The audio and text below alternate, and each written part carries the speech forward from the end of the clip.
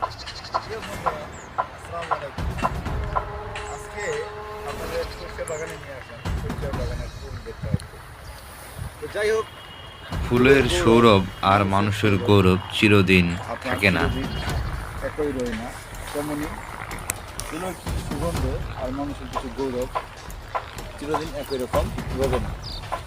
তো আপনারা যে দেখতে পাচ্ছেন এই সরিষা বাগানটি, এটি মূলত ছোট্ট একটি বীজ থেকে তৈরি হয়েছে। এটিকে যত্ন সহকারে চারাতে আস্তে আস্তে করে এটিকে বড় করা হয়েছে এবং এটি হচ্ছে আপনারা এই যে লক্ষ্য করলে দেখতে পাবেন ছোট ছোট কিছু দানা সিস্টেম ভিতরে ফুল থেকে ফল বাইরে।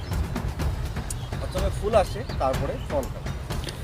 ফল থেকেই সরিষা পাওয়া যায়, তারপরে সেই সরিষাটা ঘানিতে করে পিসার পরে সেখানে আমরা যে সরিষা খাঁটি সরিষা তেলটা পাই আমরা দিয়ে দিই।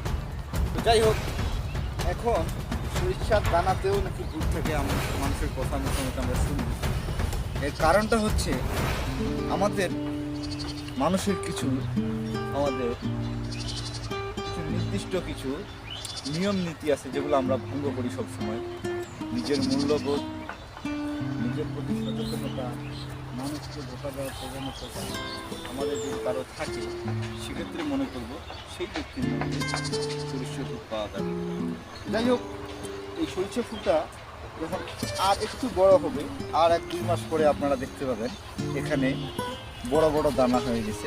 এটা আবার বাসায় নিয়ে যাই, মেশিনে করে মারতে হবে, তারপরে আবার ঘানিতে করে পিষে সরিষার ফুলটা দানাতে পরিণত হলো। দানাটা সেখান থেকে আবার ঘানিতে করে সরিষা তেলে রূপান্তরিত হবে।